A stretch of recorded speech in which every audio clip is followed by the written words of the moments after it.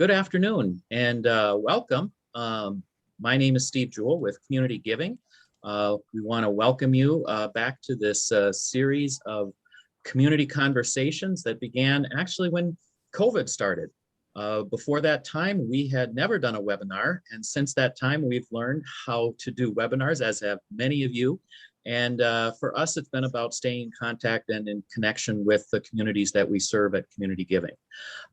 We are delighted that you could join us and be with us today for what we feel is a really important topic. As we look at staying connected as communities, it just goes without saying the challenges, especially over the last year and a half around the politics that exist, has just intensified, but we know there's a lot of great people that are working hard to bridge that political divide. And so today's conversation is all about how do we build those bridges across the political divide. We hope that if you have questions that you will put them in the screen on the bottom of the screen, and we will have a time to take questions from the audience. So please feel free to submit your questions. And if you have specific ideas or thoughts as we go forward into next fall, we plan to continue our conversations, even though we're all getting back to the office. We plan to continue these conversations virtually, and we appreciate your insights and your input. You can always reach us at info@communitygiving.org and send us your thoughts, comments, and feedback and ideas. So once again, welcome. I'm going to turn things over to our Executive Director of the Willmar Area Community Foundation, who has worked on this issue and others in building community in the Willmar area and beyond. And so I'd like to introduce Sarah Carlson. Sarah. Thank you, Steve. Good afternoon, everyone. We're very glad to have you for this session featuring Representative Liz Olson, who represents District 7B, and she is from the Duluth area and is now serving her third term as their representative. And then my representative, Representative Dave Baker from District 17B, which is the most of Candiaway County, as Dave likes to remind me. And he is in his fourth term. And the conversation today really came about in my relationship and work with Dave over the years about the insights he was able to share with me on how things really work at the Capitol and how the exchange and the give and the take happens. And so we thought it might be interesting for you all to have a sneak peek behind the curtain too about what happens at the Capitol a little bit. So we're going to open it up for some moderated conversation between Representative Olson and Representative Baker. And then, as we mentioned, there'll be time for Q&A for you. So join me in welcoming them to the conversation here. And I'm going to queue up the very first question, which I posed to both of them to think about. And that is that community foundations like WACF and our sister foundations often work in the space of building social capital between our residents, between leaders, and inside our communities. And we work on both bonding social capital between like-minded folks who already have some commonalities and bridging social capital between folks who do not have a relationship or may come from very diverse viewpoints. So does the legislature as a whole work on building social capital in a similar sort of way so that you can be more effective, Representative Baker? Thank you, Sarah, and hopefully you can hear me okay. Before I start, I just want to say I got to ask Dave, who do you want to have there? And I wanted to go to Liz right away. So Liz, you were my first choice because of just this great working relationship that we have had together. And I need so much more of that right now. And I think today's session is one that I feel like I want to be very open and transparent about because I'm really struggling. And I can say this to Liz because I know she cares a lot about why I'm struggling about this. And I think it has been really a challenge. And so to your question, Sarah, I've always wanted to share the inside baseball. What is it really like down here? No, we really actually do get along really well on so many issues. This has been a very trying time for the entire state of Minnesota, and we have been made ultra aware of some of the issues that have been just simmering for a long time in Minnesota that we have to address in a better way. Because obviously we had not been, because of literally one more incident that was piled on top of others that were, I guess, a bit, I don't want to say, I don't know if buried is the right word, but it was there, but yet something never really was as clearly identified as what we saw this a year ago. So we are living that every day here at the Capitol this year. I think that my colleagues in the DFL have been very good at helping us understand what it's like, and really the differences that there was, because I do not know what that's like. As a white privileged boy growing up in Hamel, Minnesota, then up in Aiken, I did not sense and see the struggles that they've had, and my neighbors of community, and when I moved to Wilmer and all the culture, the diversity we have in our own community, of how much I've learned about that, it has been amazing. So my connection down here right now is unique because I live it with my friends in Wilmer, and I'm really seeing it here in St. Paul, Minneapolis, with their trying to put these communities back together. There is no doubt the legislature has a huge role in putting it back together. We can be mad all we want and blame all we want to people that made this decision or that decision. It doesn't matter. We have to bring Minnesota back together.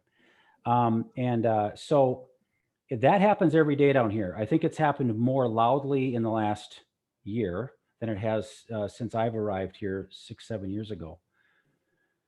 And I rely on my partners like Liz to help me understand when I don't see why they're pushing so hard for something that doesn't make sense to me.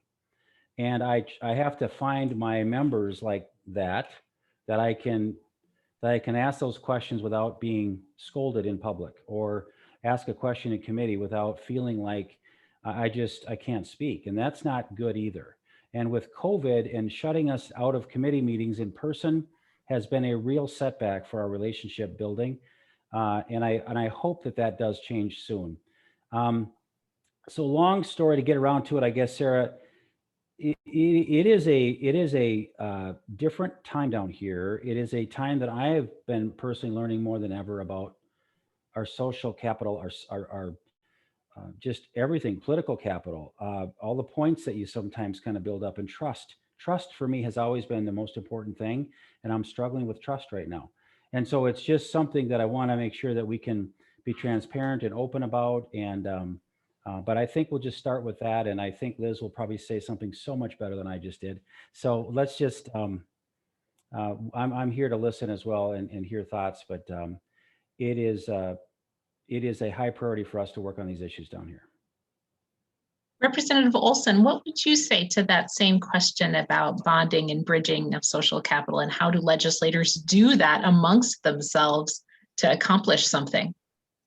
Yeah, thank you, Sarah, and thank you to this group. It's awesome to be here, and I accepted the invite because Representative Baker was the one that invited me, which tells you about, again, the kind of relationship we have, that I was happy to do it knowing that Dave was going to be here. And I do have a connection to the community as well. My grandparents are from Lake Lillian, so just outside of Wilmer. So many, many summers spent on their farm and going into Wilmer for groceries and the library and other things like that. So have a connection to the area and the geography there. So glad to be there with you, or here with you today virtually. Yeah, I read the question and I had a very similar reaction that Dave did. It is hard right now, and it is frustrating, and it's only getting more and more challenging to bridge the divides. I think the idea, and I think we'll speak to some hopeful, optimistic things where we have worked together or where we see that, but my immediate reaction reading that question was, we are really in a trying time. I think it's, at all levels of government, it's not unique to our state legislature. I think it's the entire, what we're seeing in politics in general, but I think we're deeply feeling it here in Minnesota. We're the only divided legislature in the country. We did one budget process that way already. We have a pandemic. We haven't been together.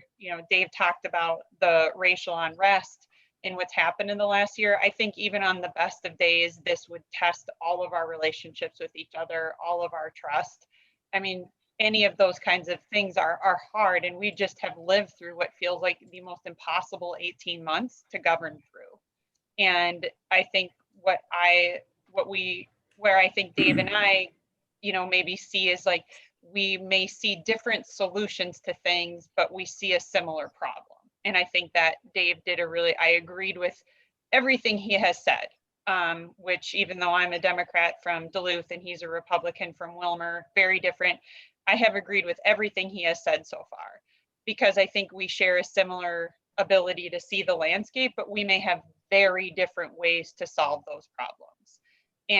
But one, I think, that we try to do, and historically as a state, I think we have prided trying to see the problem together, whether it be, a farming crisis, a devastating event, whether it be education gaps or whatnot, to see a similar problem and then fight a little bit or struggle together on the solution and have those moments of tension. Where I am feeling it is getting harder and harder is even agreeing on the problem. And that, whether, or even agreeing on the facts around the problem, that what we bring to the table is sometimes so far apart that we can't even have the conversation about solving it because we can't even agree with what's wrong. And I think that has become really difficult for me, just personally at a divided legislature, when, it's hard to even begin to have the vision to work on a solution in this way when we feel so pulled for the facts and the problems feeling so polarized themselves. And so that's kind of my personal analysis, but to answer specifically the social capital piece, we are unfortunately set up, I don't think there is any work environment that is set up to intentionally be so polarizing. I mean, we, have our nonpartisan staffing, but we are intentionally set up in caucuses. We sit in different places. We are in an environment that fosters a lot of that places of difference, because of just the nature of the way that, our legislature is set up. And you have to really be intentional about not finding those points of connections and building those relationships to have that trust that Dave is talking about. But we're not set up inherently like that. We don't do a lot of stuff to, we have a few bipartisan or, the civility caucus, but we don't, as a whole, we're really set up to more kind of like do the political theater, which I think wears on those of us that don't like that. And so unfortunately, I wish we were a different way that we did stuff. And I think there's a number of us that have tried to change the way the legislature works in that way to have more points of connection and come together. But I think inherently that's really, just a fault of the way it is that's only been made worse virtually. But we'll talk more hopeful. I feel like that was a real downer to start, but no, I think it's really helpful. Thank you both for your candor. We as citizens see things on the outside, and we hear a lot about the gridlock and the stalemates and the rancor and what's happening up there, but yet there's clearly work happening every day, and there's clearly steps forward that are happening each day that then result in common good for the whole of Minnesota. And so we know that there must be ways that, I know Dave talked about the speed of trust, trying to build trust quickly. And I appreciated Representative Olson's thought about the political theater. I never really thought about it that way, but the minute you said it, that made really contextual sense to me, that what we see is a lot of theater, and you're looking at it as actors in the theater very differently than how we perceive it as viewers of that process. So that's interesting. It makes me think y'all need to go sit down and have a meal together a little more often so that you can build those connections together. Or maybe they should build a playground, Dave. Yeah, we could do that too. And Liz said it very well, Sarah. I think she just kind of, gave me another aha moment. We are sent down here really in a spirit that is already divided, like a team sport. This is like, you come down here, you expect to get things done. You start learning how things are working. But if you cross certain lines, you even get scolded by your own team to say, whoa, wait, what are you doing over there? Get over here. And unless you have that ability to say, I'm sorry, no, I'm doing this over here. And if you don't like that, go talk to my voters, because this is what I want to do for them. And I think as if we reminded ourselves more often who we actually represented, and again, it frustrates a lot of people when members just, you know, they do their thing. But I think those are the ones that I look up to the most, that you know, don't always agree with me, certainly, and don't, but they respect each other, and we respect their opinions and their decisions, and for whatever reason it is. But Liz, you said it well again. We're sent down here in an arena. It's like we are in Caesar's arena, and we have to come and do battle because we have to try to win as many fights as we can, because re-election. And that's really kind of the unfortunate part. So until somebody, a governor or a leader, a speaker, a majority leader, unless somebody really starts getting serious about showing some bipartisan efforts, like maybe even trusting enough of a person to allow to run another committee, or some vice chairs of helping, but to really have that trust level, I think is going to start. I would hope that that will actually be thought of and dreamt of someday, that they have enough trust for certain members that we'll be able to kind of, you know, work on this together. So I don't know, we'll see. So thinking more about skill set and relationship capacity building in leadership roles versus pure party affiliation. Right. Interesting. So as I said, you know, a lot of us see the strife, and we hear the reports and the news reporting telling us that you aren't coming to agreement, there's going to be a special session, all of those kinds of things. And yet there's been a lot of good work that has happened that doesn't get any of the headlines. So in a time where that partisanship seems to be at that all-time high that both of you are talking about, how do you as individual leaders then work with your colleagues, both outside your party and within your party, to act for the greater good of your district or the whole of Minnesota? Why don't you start with that, Representative Olson? Yeah, I think feedback there. Hopefully that doesn't continue. Can you hear me okay? Or is we it... hear you just fine. Okay, I'm just getting feedback on my end. So I think, you know, it's also the nature of who you elect, who the people send. And I think Dave and I are probably more hardwired than most people. Like, I think the thing that drives me, and I think drives Dave, not to speak for him, is we want to deliver for our communities and for our state. We're not there for, I don't think either of us got into politics for the sake of politics. For me, it was about improving people's lives. And so at the end of the day, that's what I'm there for. And so I want to be effective and do the work in a way that's benefiting my community and my state. It's not, you know, we do things, of course, that, you know, maybe showcase our values in big, bold ways. But at the end of the day, I think, you know, what I want to do is get things done. And so that just forces you to have a different way you behave within your caucus, that you maybe, it changes the way, the kind of relationships you want to build across the aisle. I see, to be reelected, I don't need Republican friends, just to be frank, that, you know, I'm in a very DFL heavy district, but I don't see that as the best for my community or my state. So I try to work on bipartisan legislation often and try to find bipartisan folks to work with on, you know, sign on to bills, do that kind of thing, because it's not about my reelection, it's about getting things done. And so I personally try to find things that I know, like childcare. Dave and I, that was a big focus for me this year, and I worked with the initiative foundations quite a bit. And, you know, that was a bipartisan rural urban issue that, you know, could really work across the aisle, and was able to work with a few Republicans on that to really, and I know Dave has worked on that in the past and carry a number of bills that were about my community, but were about the state. And so I think it's, you know, how you orient to do the work as an individual, then I think changes how you are in our caucus. And I think Dave and I both know people within our own caucuses and in the other caucuses who are there for more the fireworks and kind of those kinds of things, and to do that type of thing. But I don't think either of us are that way. And so we're more wired to deliver for our communities. And that really then changes the kinds of things you work on and how you work on them. And for, I think, myself, it means building strong relationships to move things. When I came into 3 years ago, or three terms ago, 5 years ago now, I was in the deep minority as a freshman. The GOP controlled the Senate and it controlled the House. And I had a quick landscape to think, boy, if I'm going to get anything done for my community, I have to talk and get to know Republicans. If I want a bill heard in a committee, I got to get to know those chairs. And so, I kept my head down those first 2 years and just really worked to understand that dynamic, and then had some empathy for when my colleagues went into the minority too. I think Dave now has done both majority and minority, and I think it gives you a different experience of how you want to treat your colleagues too when you're in the majority.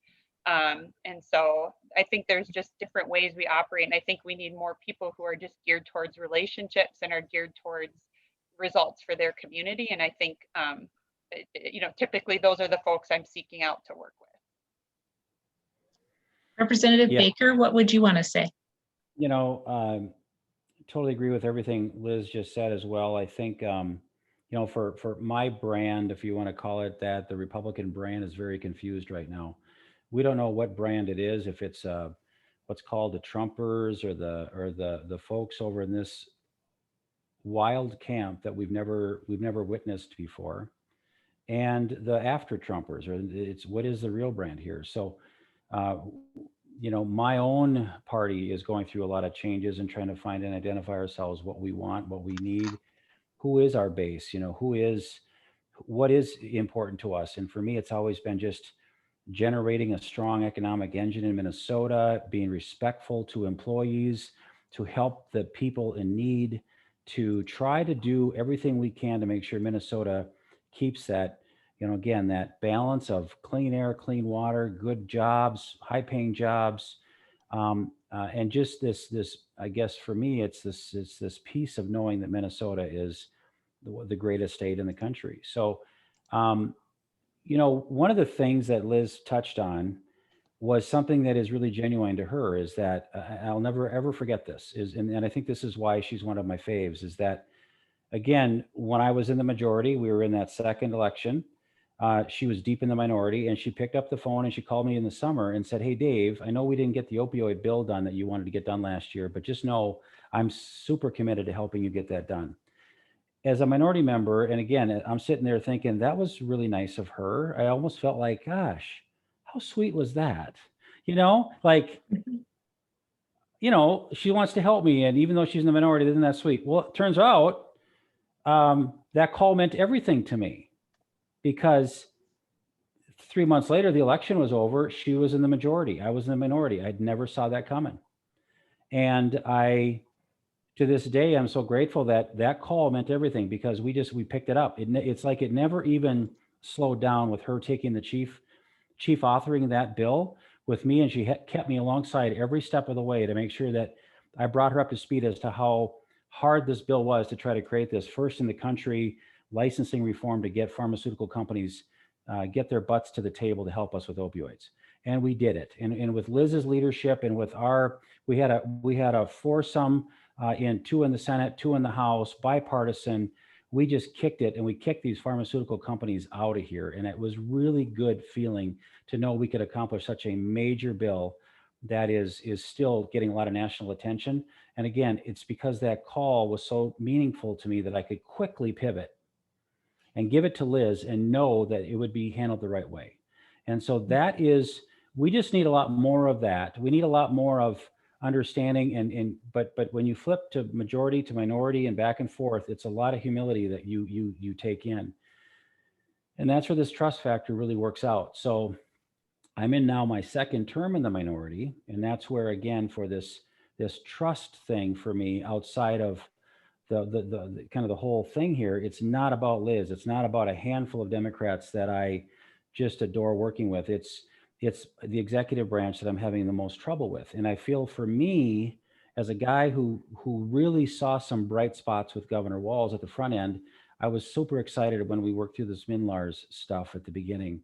And then it just seemed like the wheels fell off. And I think that I'm continuing to try to work on this. I pray about it. I really try to reflect on this, but I can see where, as Liz stated as well, it's a very different time. Democrats too, that sort of quietly wish that their governor would do a couple different things. But it is important that we rally together and we talk about these things openly. I don't think there's two members out there that are as open and transparent as Liz and I are. We got to get this stuff done. And so as much as he is absolutely my governor, I want to support him any way I can. I'm also one to make sure that I speak openly and honestly where I see problems. And so as long as we do that respectfully, I think that it's going to work through. But we have a lot of work to get done, and we have done a lot of really good stuff, and we have a lot more to do, because I hope that, if Rep Olson will be here for a while, I sure want to keep working with her on some different things. So this is a really good segue to my next question, which is, you just talked about one example of a recent successful collaboration around the opioid bill. And childcare is another space where I know both of you have worked, and you've both worked around economic development.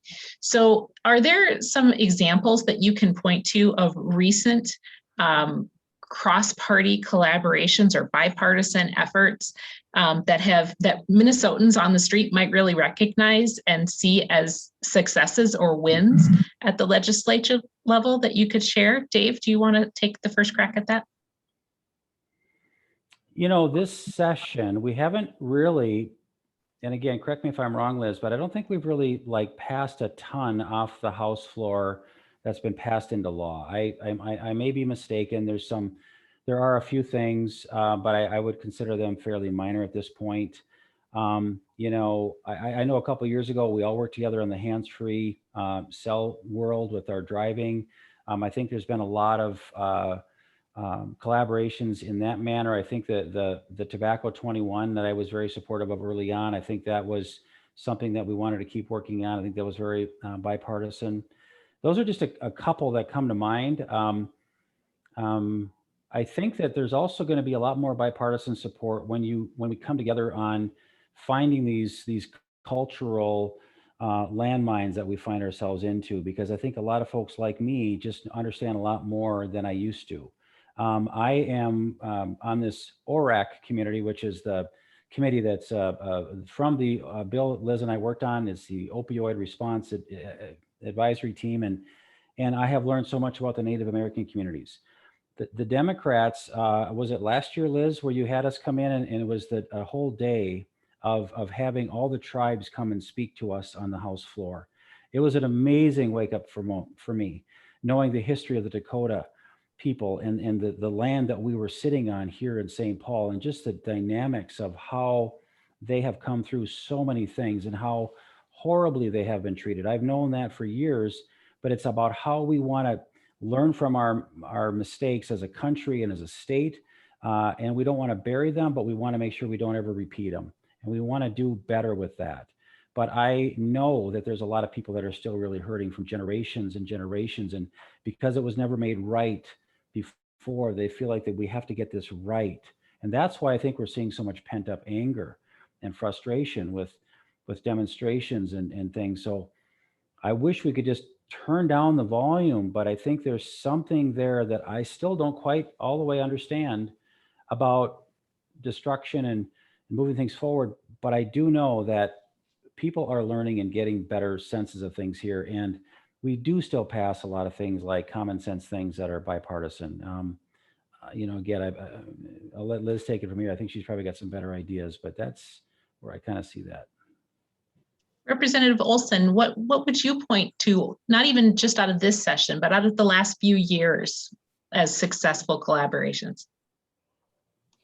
Yeah, well, Dave talked about the one that we worked on together, which was a big deal, was the opioid legislation. And I would say, just to quickly just follow up on specifically what Dave said, I think that David, again, I'm a Democrat and he's a Republican, but I'm going to say really nice things about him because he is one of the few that takes in new information, maybe changes the way he operates, and then signs on to bills. I think that's one thing, not just for legislators, but us as humans, especially in sort of this divided way we are, where we're so entrenched, that I personally really learned from Dave that he does take in new information and he changes things based on that. And even that's something I can even do a better job at, hearing him talk about that. His reflection is true and he does operate that way. Or driver's license for all was one, Dave, that you were really good on too, in terms of taking a risk because of information around how it impacted your district. You know, you do a great job at that reflection and you know, legislating differently with new information, which I don't think that's everybody's way of operating. I will say, just because of like, I do want to highlight something really that happened this year that I think not a lot of people know, but was a huge piece of legislation that gets so buried, again, to the point of like, you know, the gridlock and then we're not getting stuff done. But one of the coolest things that passed off the House floor with kind of minimal, and it's a law now, was Dave, you'll probably remember this, but it was bipartisan. Like pretty much every woman legislator in the House and Senate signed on to this bill, because women in Minnesota, if you're in prison, you're separated. If you're a pregnant mom and you give birth while you're in prison, you were removed from your child immediately. The inability to be with them, to nurse them, you know, you're within hours, you were sent back to prison to recover. Your child was put somewhere else. And so I think all of us as parents, grandparents or whatever, that really viscerally hit us, and knew that, like, yes, people still need to serve out their sentence, but there's a way to do that humanely that sets up those kids for success in the future. And when we're talking about some of the stuff Dave's talking about, where it's cycles and generations that we as a legislature are dealing with, having to put together broken communities from years and years and years, that we realized we could intervene now to have an impact on those kids in the future, so that they don't need legislative solutions to falling through the cracks or other things that come about when you're removed from your parent at an early, you know, moments after birth. And so I know, Dave, you supported that legislation, but that was a really big deal. And I didn't know until afterwards, and I found out that we were the first in the state, first in the nation, to have a piece that no longer. So like, that was a big deal, but it got buried because of all the other grossness that happens. That something really cool and really transformative that will change the course of families' lives happened just a month ago. And so I'll just highlight that, because it does get me a little emotional to be like, we should have taken the time to really let that sink in, that we did some really good bipartisan work. And we voted for that, and it was, anyway. So that's one example of how we come together, and there wasn't really a lot of, you know, flair to that one. So it didn't even really get noticed. Yeah. Mm-hmm. We always say that when we're working on social capital building, it's just as important to celebrate the small wins or the wins as it is to build the bridge. And so I'm glad that you're both taking a moment to sort of reflect on that as a win. And maybe there's a way that you can help your colleagues remember that that's what they're there to do. And it will help build more trust and more relationship that will help Minnesota in the long run. So the last question. Part of that, Sarah, too, is, if I can say, you know, we've got a family of initiative foundations here today that are listening to this, and I hope that they can take this and actually challenge their own state representatives and senators to the same kind of thinking. I know sometimes it's easier said than done, but it has to just keep, we have to keep resonating this message. And so, yeah, there's a lot of people on this call that can make a difference when they take it home. Yeah. So another good segue to the last question that I have prepared for you before we'll go to some of the Q&A that we have ready in the tab is, so you and your staff need to be navigating this political divide every day in work that you're trying to do, and constituent calls and feedback that you're getting from your district. So what gives you hope? What makes you think optimistically about the role that you play in Minnesota, and makes you think, yep, I'm going to sign up to continue to serve in this way because the work I do makes a difference? You know, what is it that kind of keeps you waking up in the morning to do that work, Representative Olson? I've actually been thinking about this a lot because the 18 months have been really hard. And I realized just in the last couple of weeks that the parts of this job that are the parts that give me energy and hope, and I think most of us, were kind of stripped out, and we just did the motions, you know, over Zoom, bill hearings. But when I've been able to get face to face with my constituents again and be in community with them and hear their stories, like, I am blown away. I'm like, this is why we do it. It's hearing directly from people face to face, being able to just not do these quick 15-minute Zoom things, but being able to like really sit with people and really hear them. And I realized how much I had been missing that. To be in physical space with people. Like yesterday, I was at a meeting, my first kind of public community meeting, where we were all together in a room, and even though we were talking about a problem, which was the new, if you're coming to Duluth, you'll notice the construction and how it was impacting local businesses. We all just were blown away with that feeling of being in a room together and navigating something really challenging, but being physically together. And so I think I have hope that after this really hard year personally for all of us, emotionally, physically, and work-wise, that once we can be together and like see people smile in person, and not have to get to the short chase of things when you're over Zoom, but really sit with people and their stories. I think that is when we do our best legislating. It's when we do our best working across the divide. And I think it was just a really difficult year. And I always think when things get really bad, like they feel right now, it's kind of it's always darkest before the dawn.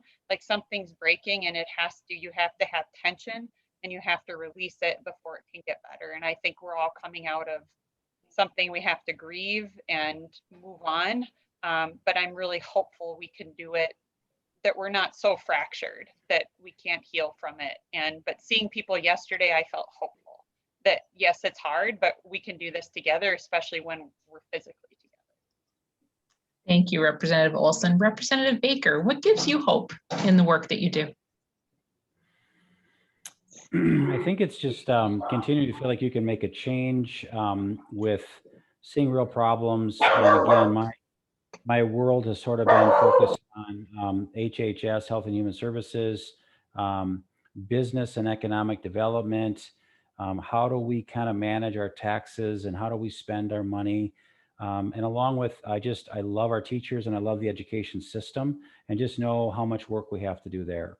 Those are for me the big stuff that I can't kind of wait to get to work on and fix more things. This year I was trying to work with Representative Mueller on the whiskey plates, trying to remove the W shaming of people that have made a mistake and had gotten pulled over for a DUI in the past, and having to have a public shaming doesn't make any sense any longer. I want to get little things like that fixed while I'm here, and I think we're not meant to be here for that long. I think that if any member is here, I'm a person who would be in favor of some reasonable term limits. I think, especially in the federal side of things, I just want to come down and make a difference while I'm here. And that's only going to happen when you have that trust built up, like I had mentioned earlier, to be able to pick up the phone and call a member or two. Or again, I actually also hope that when we start looking at next year, Liz, you guys are in the majority for, of course, at least one more year. And, the elections, you never know where they're going to go. But we need to, like you said, we need to have a different outlook somehow in the next kickstart of our next session. We've had a One Minnesota that I've been real involved with putting together for everybody comes together the very first, second day.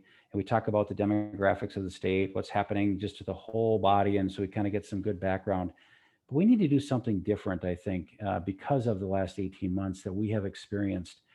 And I really like the speaker. I think Melissa Hortman is a genuine, great person. She cares deeply about our state. She did a really good job, I think, getting us through the COVID in the House. I think the majority leader in the Senate also is a really good guy. And I think that we've got the genesis of doing some really nice stuff. But again, for me, because I know that when I get backed into a corner, I kind of come out fighting and swinging. And I feel like when we're in a corner in this thing as not only just the minority member, but I do feel like the legislature doesn't have our normal power like we do. It's hard and it's frustrating. So for me, when the things change in the executive branch and we get things more even keeled again, I think that then I'll start to be able to kind of feel like we can do this. But being that, and I don't want to keep going to the governor because I know this isn't about that. I just know that our head coach, though, Governor Walz, could do so much with his incredible seat that he has to help start repairing this. And I hope that he does do that at some point too. And Liz is like number 2 and 3 in her leadership group in the Democrats in the House. She's a really powerful member. And I hope that they keep sharing those things with them, because there's a lot of folks like me that are truly have reached out many times, but when you get your hand slapped, it hurts after a while. So I don't want to sound like a whiny little baby, but for us to move forward, I think better and faster, we need to get through that stuff before people like me and others want to really start getting on this business of fixing Minnesota. So there's this moment that we've got to really get, we got to fix this part that right now is I think holding a lot of us back. So I still love this job. I still love it intensely. I can't wait to get to work. I can't wait next year to come back here full time. I was doing, probably like a lot of people, multiple tasking at home and being on Zooms, but I can tell you, I wasn't as attuned because I had too many other things going on. Well, unfortunately, we're looking forward to that, but this good. is the best job I've ever had. Yeah. Thank you both for your candor and your willingness to answer some difficult questions from us. We appreciate that. At this time, I'm going to introduce my colleague, Carol Turno, who is the Executive Director of the Central Minnesota Community Foundation. And Carol is going to bring us some questions from our viewing audience. Carol? Thanks, Sarah. Yes, and we do have a few questions for you. So one is more of a statement, but I'm going to start with what work do you see, if any, to depolarize within your own party? So that's one of the things that you had mentioned, Representative Olson. So what would you do to encourage members of your own party to listen generously to the other side and seek to understand? Yeah, I mean, that's a great question, because I think sometimes Dave talked a little bit about this already, but we see polarization as just across the aisle. But, as much as Dave talked about the Republican Party, I mean, as DFLers, we have our own tension within where, we have we have kind of like these things where it's hard even within our party to make sure that we understand unity and differences and we respect that, and let alone with our Republican colleagues. And we certainly have our work cut out for us in that way. And I think, Dave, when you were talking, one of the things I was thinking about was like, well, Dave, let's get offline and we're going to figure out how we're going to do that, right? And we're going to pitch a plan, and we're going to put something together when we come back that's beyond the one Minnesota, that's relational, that acknowledges that was the intention, Liz. Yes, because I know you can do that, and I think that's something you and I can actually help lead on. I think it's exactly right. So we'll do that. We'll start talking about that.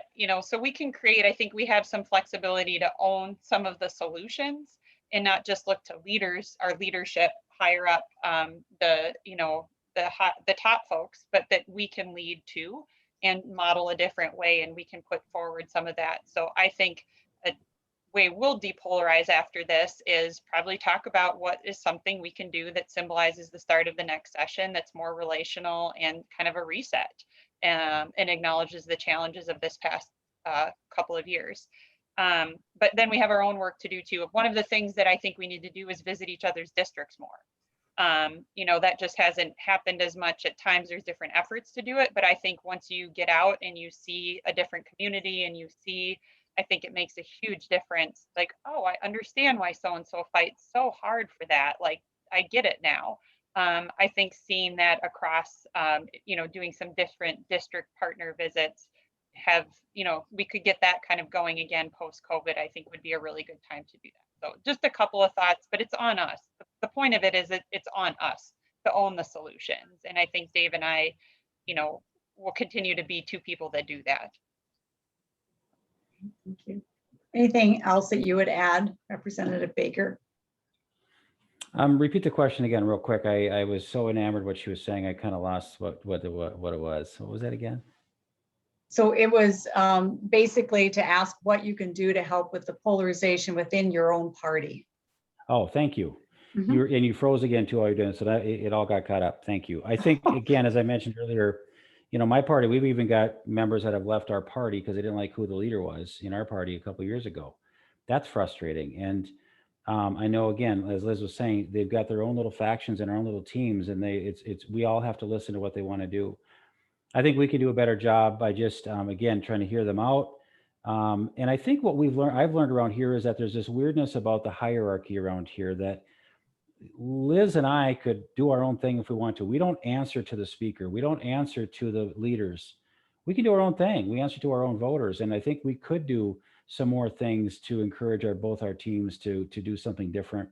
But I think we are always so respectful of not stepping on toes and understanding that leadership, kind of that command structure of the work that they did to become the speaker. And it is a job I would never take because it's like herding cats. I don't know why Melissa or Kurt Dowd ever wanted to have a job like that. It doesn't make any sense to me because there's so many dynamics and so many A-type personalities that you have to sort of kind of manage. But I think it's going to take people to kind of just say, you know, I have nothing to lose by wanting to do what I think is the right thing and be respectful to the group and start working on your own coalitions and sharing your own thoughts. And again, maybe coming up with a really great idea about how we can re-kickstart next year type thing that we're talking about. But we just have to get over the fact that we can't be afraid of leadership and approaching leadership and throwing some ideas out there. And for me, I've been sort of more quiet than I should be because when I have done it, I just haven't gotten a lot of response. And so I need to just be more forceful with those kind of things. So. Great. This person said, I made a personal commitment to put effort into providing praise or positive feedback as often or more than I provide questions and concerns or criticisms to my elected officials. What's the most effective and appreciated way for the public to share our compliments or praise for the work that's being done? And what would be more meaningful for you to receive as far as positive feedback?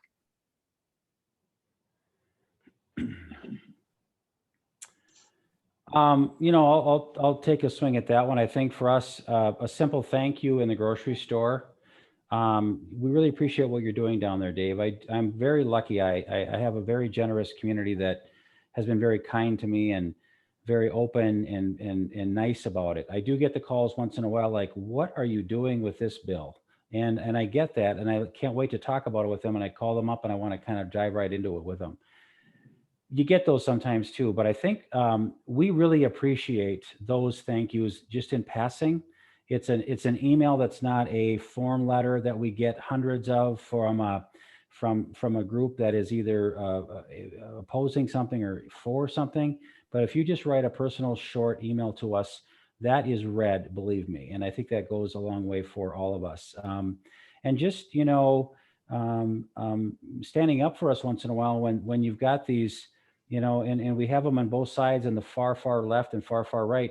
We've got some knuckleheads that like to just throw around misinformation that just make us all look bad because they call us politicians, and I call us policymakers. I call us, you know, people that just are public servants that are just trying to do the right thing.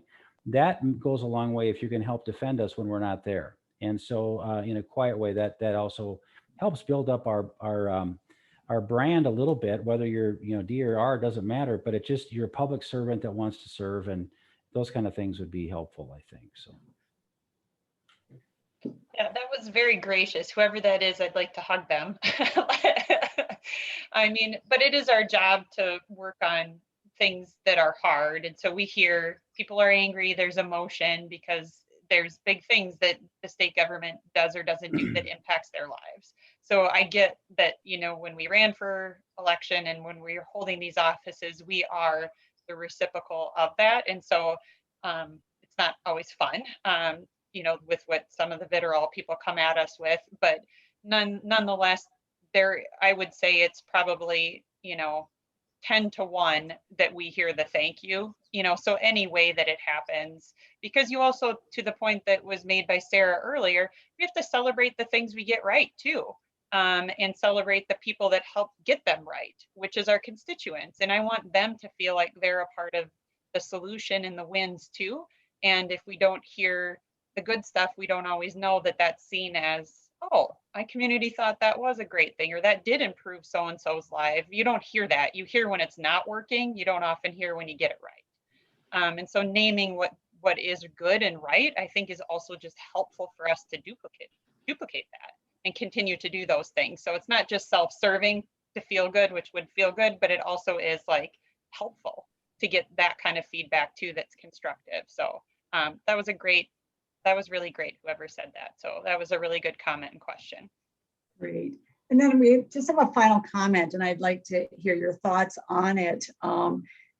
And he says, it seems to me that many folks who get elected either at the state or the US level somehow learn very quickly to look at things as a win-loss issue from their career and personal perspective versus what is best for the state or the country. I believe that's why we cannot even start the conversation about what it is that we need to do to fix or solve it. We cannot even agree on what we need to address, it's foolish to expect a comprehensive positive outcome. What would you say to that?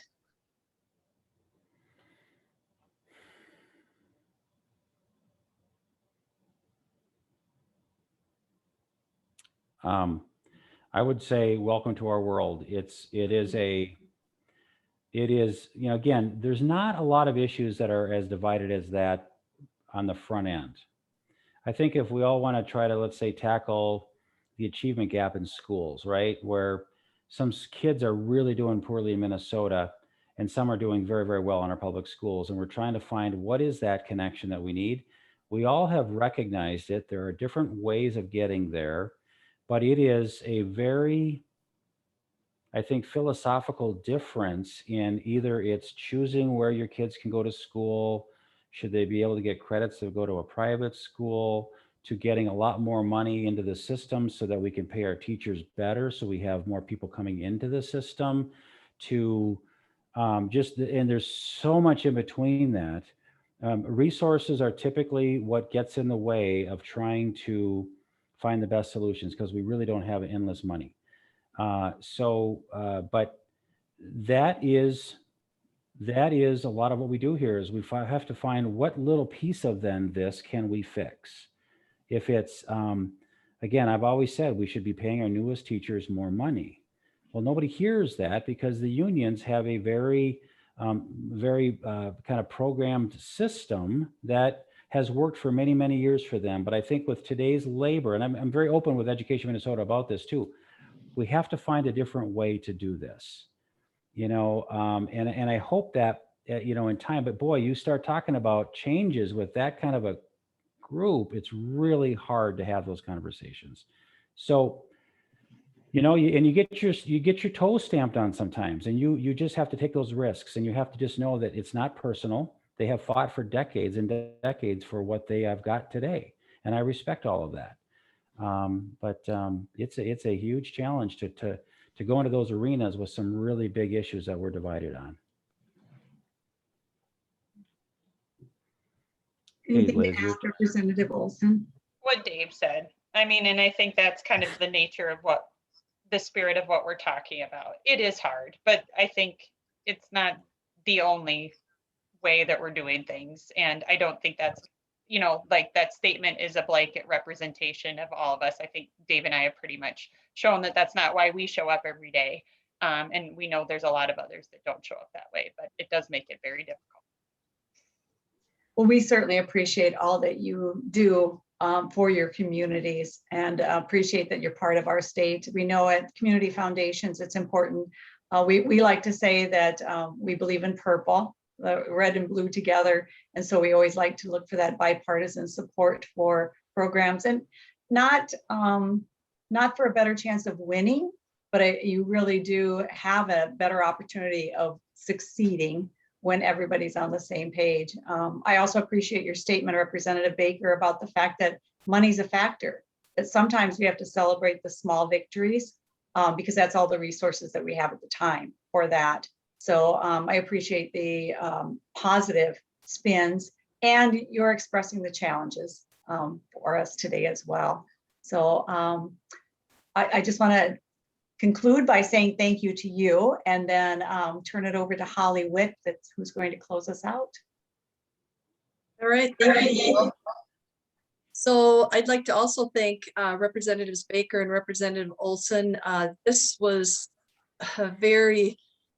it was just fascinating and interesting. I appreciated the insight, the legislation around new mothers in prison, didn't know that, so it's fun to hear some of the inside. And I have to say that it's so refreshing to hear representatives on the opposite sides of the aisle working together. I have to say, it gives me hope. It really gives me hope. I know it's challenging as public servants. There's so many things that you go through, and it is truly appreciated. And thank you so much for sharing today. It was great, and I hope that it really touched all those who listened today too. We got a great state, and having people like you represent us is great. So thank you so much. Thank you to those who are watching. We appreciate you taking time with us, and we have done many webinars over the last 18 months, 26 community connections, and they are available on our website. So if you go to communitygiving.org/community-connections, you can watch any of those recordings. I just also wanted to quickly tie up that again, Steve mentioned that there are no webinars in July, just a reminder of that. And so we'll begin planning for late summer and fall on continued webinars. Also, many of our foundation partners, myself, I'm from Alexandria, I know others have grant rounds that are currently open. And so if you as a nonprofit are interested in learning about those rounds that are available, just go to the website, go to communitygiving.org. You can find any of our partner foundations there. Also, just call the executive directors. Call us if you have any questions about the grant rounds, and we're happy to assist you and help you with that and answer any of your questions. So I think with that, we'll just tie it up and thank all of you for attending the webinar today, and watch for us to come back sometime late summer, early fall. So thanks again, everyone, and have a wonderful day. Bye.